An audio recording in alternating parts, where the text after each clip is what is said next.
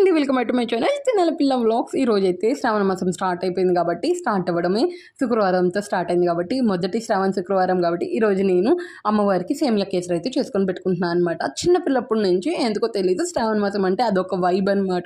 మా మమ్మీ నాకు అక్కకి ఇద్దరికైతే కంపల్సరీగా ఈ శ్రావణ మాసంలో 4 శుక్రవారాలకి 4 కొత్త డ్రెస్సులు కొని వేసేది లేదా కుట్టిచ్చైనా వేసేది అనమాట.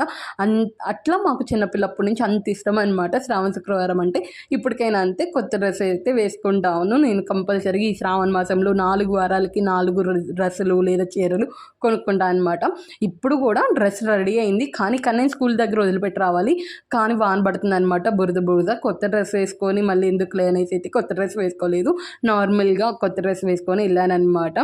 అయితే అంటే మామూలుగా వేసుకొని వెళ్ళాను. మా మమ్మీ అయితే అస్సలు ఈ 4 వారాలు వేసిన డ్రెస్ వేయకుండా అలా వేసేదనమాట. అంత ఇష్టం మాకు ఫస్ట్ నుంచి శ్రావణ శుక్రవారం అంటే.